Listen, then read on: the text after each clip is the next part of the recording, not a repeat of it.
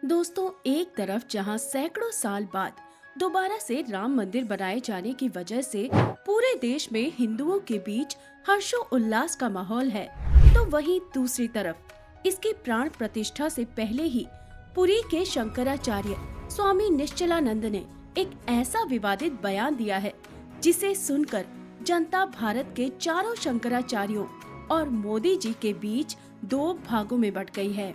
हमारी आज के वीडियो में हम आपको इस पूरे विवाद के बारे में बताने वाले हैं। साथ ही हम आपको ये भी बताएंगे कि शंकराचार्य की उपाधि किन्हें दी जाती है और इस पद का इतना सम्मान क्यों किया जाता है। इसलिए हमारी आज के वीडियो को अंत तक जरूर देखिएगा। तो चलिए बिना किसी देरी के साथ वीडियो में आगे बढ़ा जाए। साथियों, 22 जनवरी 2024 को अयोध्या के नवनिर्मित राम मंदिर के प्राण प्रतिष्ठा का आयोजन होना है, लेकिन उससे पहले ही अपने एक इंटरव्यू में पुरी के शंकराचार्य स्वामी निश्चलानंद ने एक ऐसा विवादित बयान दिया जिसके बाद कुछ लोग उन्हें समर्थन दे रहे हैं, तो वहीं कुछ लोग इसका विरोध भी कर रहे हैं। दरअसल अपने इंटरव्यू के दौरान जब स्वामी निश्चलानंद से पूछा गया कि क्या वो 22 जनवरी को होने वाले प्राण प्रतिष्ठा में शामिल होंगे, तब शंकराचार्य जी का जवाब था कि प्राण प्रतिष्ठा का पूरा कार्यक्रम तो देश के प्रधानमंत्री यानी कि नरेंद्र मोदी ही करेंगे, तो वहाँ क्या हम सब बैठकर तालियां बजाने जाएंगे। स्वामी जी के इस बयान के बाद कुछ लोगों ने स्वामी जी की बात का समर्थन करते हुए कहा कि श्री नरेंद्र मोदी देश के प्रधानमंत्री हैं और उन्हें राजनीतिक और सामाजिक कार्यों में ही हस्तक्षेप करना चाहिए और धार्मिक कार्यों को शंकराचार्य एवं अन्य धार्मिक गुरुओं पर ही छोड़ देना चाहिए।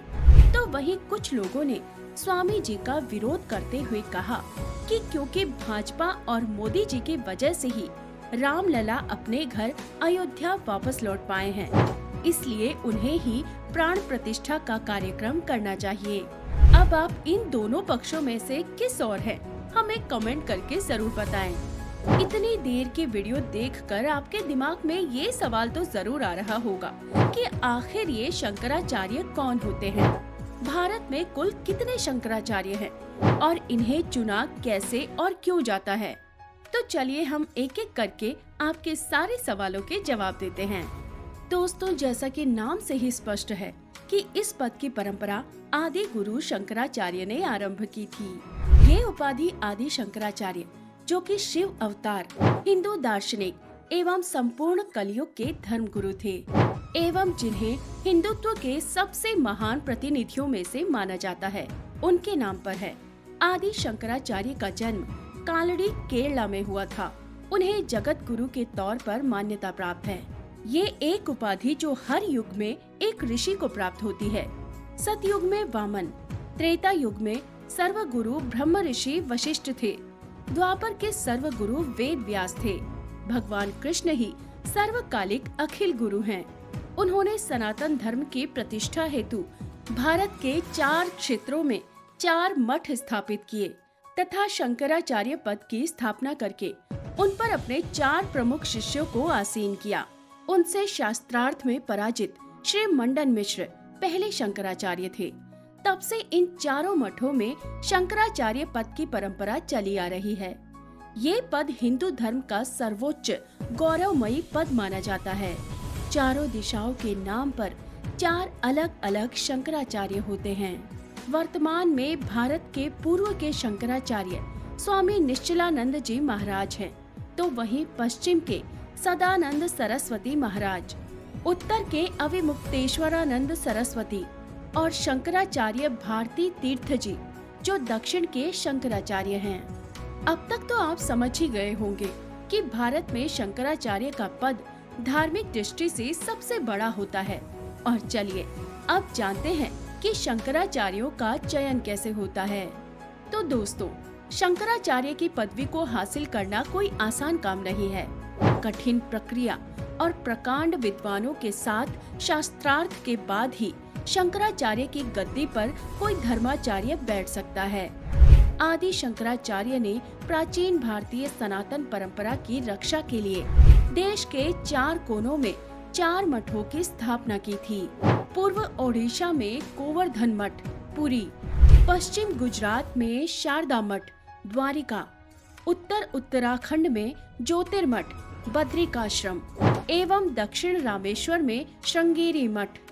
आदि शंकराचार्य ने इन पीठों की बागडोर अपने उन शिष्यों को सौंपी जिनसे उन्होंने स्वयं शास्त्रार्थ किया था, और इन पीठों की स्थापना के काफी दिनों के बाद तक शंकराचार्य द्वारा स्थापित 10 नामी अखाड़े के प्रमुख एवं उनके आचार्य महामंडलेश्वर इन मठों के शंकराचार्य का चयन करते रहे थे। लेकिन बाद में ये परंपरा टूट गई और मठों के शंकराचार्य स्वयं ही अपने उत्तराधिकारी के नाम की घोषणा करने लगे। कई ने अपनी वसीयत में उत्तराधिकारी का उल्लेख कर दिया। उनके ब्रह्मलीन होने पर शंकराचार्य पद को लेकर विवाद होने लगा। कई नए पीठ स्थापित हो गए और कई ने अपने आप को स्वयं शंकराचार्य घोषित कर लिया। जब ये विवाद न्यायालय में पहुंचने लगे तो फिर कोर्ट को भी इसमें हस्तक्षेप करना पड़ा। शंकराचार्य चुने जाने का नियम। शंकराचार्य द्वारा रचित मठामान्य के अनुसार शंकराचार्य बनने के लिए सन्यासी होना आवश्यक है।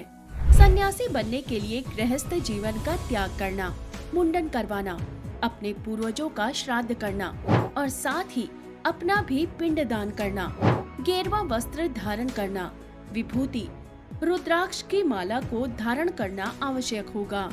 शंकराचार्य बनने के लिए ब्राह्मण होना अनिवार्य है। इसके अलावा दंड धारण करने वाला, तन मन से पवित्र, जितेंद्रिय यानी जिसने अपनी इंद्रियों को जीत लिया हो, वाग्मी यानी शास्त्र तर्क भाषण में निपुण हो, चारों वेद और 6 वेदांगों का पारगामी विद्वान होना चाहिए। इसके बाद अखाड़ों के प्रमुखों, आचार्य महामंडलेश्वरों, प्रतिष्ठित संतों की सभा की सहमति और काशी विद्वत परिषद की मुहर के बाद शंकराचार्य की पदवी मिलती है। अब जैसा कि पूरे वीडियो में समझ आता है कि भारत में और खास तौर पर हिंदू धर्म में शंकराचार्य का कितना बड़ा धार्मिक महत्व है। ऐसे में जब प्रभु श्री राम की सैकड़ों साल बाद वापसी हो रही हो, तब अगर भारत के सबसे प्रतिष्ठित पद शंकराचार्य ही नहीं पहुंचेंगे, तो शायद ये अयोध्या के राम मंदिर के प्राण प्रतिष्ठा कार्यक्रम के लिए दुर्भाग्यपूर्ण बात होगी। बाकी आप इस बारे में क्या सोचते हैं, हमें कमेंट करके जरूर बताएं। और अगर ये वीडियो आपको अच्छा लगा हो तो इसे लाइक करके हमारे चैनल को सब्सक्राइब जरूर कर लें, क्योंकि हम इसी तरह का कंटेंट आप तक लाते रहेंगे। इसीलिए मिलते हैं किसी और वीडियो के साथ। तब तक के लिए नमस्कार। जय श्री राम।